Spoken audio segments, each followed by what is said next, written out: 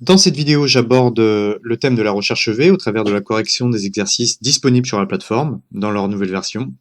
Vous trouverez également le corrigé pour ces exercices. Alors dans l'exercice numéro 1, le but étant de récupérer le nom, prénom, adresse, code postal et ville des clients en fonction de leur numéro d'identifiant. Donc la recherche V ici permet de comparer le numéro d'identifiant et dans une autre page, dans la base supposée des clients, en comparant leur numéro d'identifiant, aller chercher l'information qui nous intéresse. Commençons. Ici, la recherche V va prendre comme premier argument la valeur cherchée, donc le numéro d'identifiant. C'est le seul élément de toute façon que j'ai dans cette page-là. Puis, je vais taper un point virgule, je vais basculer sur la deuxième page, et je vais venir choisir la zone de matrice, donc, ou appelée table matrice, dans lequel la recherche V va venir récupérer les informations. Notez bien que la première colonne de matrice contient toujours le même type de données que la valeur cherchée. Soit dit plus clairement, si je cherche un numéro, il faut que j'ai un numéro dans la première colonne. Si je cherche un nom, il faut que j'ai un nom dans la première colonne, et ainsi de suite. Évitez l'erreur, ici je ne peux pas repasser sur l'autre page, puisqu'ici vous voyez qu'il fait référence à l'exercice 01, page numéro 2. Si je rebascule ici, il me dit que j'ai tapé un nombre insuffisant d'arguments, ou ensuite, il va vous dire que parfois sur certains Excel, il ne va même pas vous changer cet élément-là. Donc ce qu'il faut bien penser à faire quand vous allez chercher votre table matrice, c'est tout simplement ici passer à l'argument suivant, tapant un point virgule dans la barre de formule. Ici, il vous permet d'indiquer quel numéro de colonne vous voulez lire. Dans ce cas de figure-là, je veux lire le nom. Donc à partir de la définition de la zone, je vais compter 1, puis 2, ce sera la deuxième colonne. Dernier argument, d'ailleurs qui est à mettre systématiquement, y compris si vous ne savez pas pourquoi vous le faites, c'est de mettre l'argument à faux ou à 0, exactement la même chose. 0 pour faux et 1 pour vrai, de sorte à avoir une recherche qui soit exacte. Je vais valider. Donc vérifions si le client numéro 3 correspond bien au nom Endel. Client numéro 3, nom Endel. Donc on est bon.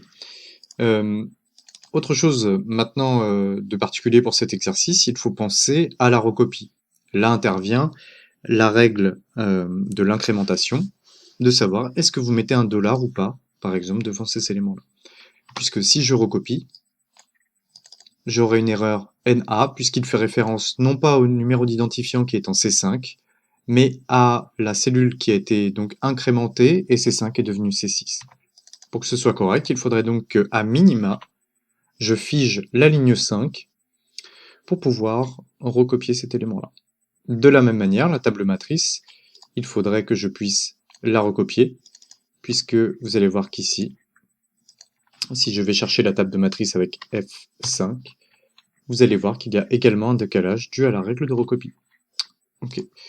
Donc ici, je peux cliquer sur le lien hypertexte, appuyer sur F4 sur les systèmes Windows pour figer les deux références de cellules d'un seul coup. Si je rappuie plusieurs fois sur F4, à ce moment-là, il change les dollars, ni plus ni moins. Donc je vais pouvoir recopier. Les dernières choses qu'il me reste à faire ici pour avoir accès au prénom, adresse, code postal et ville, eh bien c'est tout simplement de changer l'argument numéro d'index de colonne, puisqu'il va venir de l'autre côté, changer ici le type d'information qui va ressortir avec la recherche. Donc il ne me reste qu'à modifier cet élément-là. Je vais mettre 3 pour le prénom, puis ici je vais mettre 4 et 5 pour le code postal. Alors, pour code postal et ville, il n'est pas possible, malheureusement, de dire plus 6. Là, il comprendrait colonne 11. Tout à fait possible de faire des opérations arithmétiques à l'intérieur d'un argument comme celui-ci. Néanmoins, c'est pas ce qu'on veut. Le caractère de concaténation éperluette ne marche pas non plus tel quel. Là, il faut d'abord que je fasse une recherche V pour la colonne 5, puis il faudrait que je recopie cette recherche V sans le signe égal, et qu'à la fin, je puisse tout simplement indiquer qu'il va coller en plus de ça une recherche V. Ok, donc là j'ai recopié cette deuxième recherche V, je change la colonne. Le seul problème, j'ai deux éléments qui me posent souci, c'est que je n'ai pas d'espace. Donc je vais concaténer ici un espace en mettant entre guillemets un espace, et je rajoute une concaténation pour l'autre recherche V. L'autre élément qui peut vous poser problème, c'est le mauvais formatage du code postal, puisqu'Excel ne prend pas en compte le 0 devant le 6. Il faudrait donc que soit je modifie ma base de données ici, pour donner un format de code postal.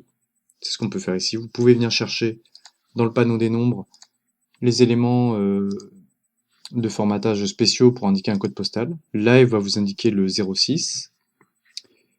Mais de l'autre côté, ça n'a pas suivi. Parce que la recherche V cherche un texte, car nous avons utilisé la concaténation. Donc, dans ces cas de figure-là très particuliers, ce que l'on peut faire, c'est demander à formater notre recherche V comme un texte particulier. Donc ça, c'est ma valeur pour l'instant, c'est toutes les recherches V. Je vais lui dire de s'arrêter à la première recherche V avec un point virgule. Là, il attend le type de format. Et le type de format pour nous, pour un code postal, c'est un élément avec 5 caractères. Donc je ferme cette fonction de texte ici, qui donc va intervenir sur notre recherche V, et qui va le disposer dans ce format-là. Ce qui oblige en fait Excel à mettre un 0 devant la valeur de cet élément. Voilà pour l'exercice numéro 1. Passons à l'exercice numéro 2. L'exercice numéro 2 a la particularité de devoir utiliser un argument qui va être un petit peu différent là pour pouvoir comparer ces types de valeurs-là. Faisons une première recherche V. Ici, ce que je cherche à comparer, c'est la moyenne de nos étudiants. Donc, ça va être la moyenne de Luc dans un premier temps. Puis, dans quel élément je veux apporter cette mention? Dans le tableau des mentions. Ok, donc là, ce sera la deuxième colonne, puisque je veux ici afficher la mention qui est dans la deuxième colonne de ce tableau-là. Et la valeur approchante, pour l'instant, je vais mettre 0. Okay. Donc là, pour 8, il a bien trouvé que c'était rattrapage. Maintenant, quand on va recopier, on risque d'avoir un problème pour toutes les valeurs qui ne sont pas comprises dans le tableau. Et c'est normal parce qu'on lui a demandé ici, avec l'argument 0 ou faux, une correspondance exacte. Alors c'est l'intérêt de l'argument vrai ici dans la recherche V, c'est de pouvoir se balader entre plusieurs tranches d'éléments. Exemple ici, par exemple, je vais corriger, vous allez voir qu'elles vont toutes fonctionner, puisqu'ici, maintenant, alors, s'il faut que je pense aussi également afficher la table de matrice, hop, et je recopie tout. Ici, maintenant, quand il va chercher 11,6, il va aller dans le tableau, et comme il n'arrive pas à la valeur 12, il repasse à celle du dessus, et il nous affiche bien la colonne 2. Attention, il peut y avoir une confusion, c'est pas une valeur approchante qui soit mathématique, c'est-à-dire que si elle ne dépasse pas la valeur 12, elle va repasser à la valeur du dessus. C'est pour ça qu'également il est très important et impératif de ranger les éléments de votre tableau dans un tri du plus petit au plus grand de cette manière-là. Le tri ne marcherait pas dans l'autre sens. Voilà pour ce qui est de l'exercice 2. Je vais traiter l'exercice 4, 5 et 6 dans la prochaine étape. L'exercice 3 est exactement de la même structure. On va utiliser la recherche vraie avec l'argument A vrai à la fin. Donc la valeur cherchée ici, je cherche à comparer le volume des ventes de David. Dans quel endroit dans le volume des ventes complet pour pouvoir avoir le pourcentage de commission auquel il va avoir. Donc là, je mets bien 1 ou vrai dans cet élément. Donc on voit ici qu'il affiche le pourcentage, mais dans un format qui est différent. Il faudrait que je change le type de format ici pour avoir vraiment exactement le même formatage. Donc vous voyez que la recherche V ne fait pas suivre les formats. Ça peut être quelque chose qui peut être piégeux, donc attention à ça. Voilà pour cette première partie de la vidéo.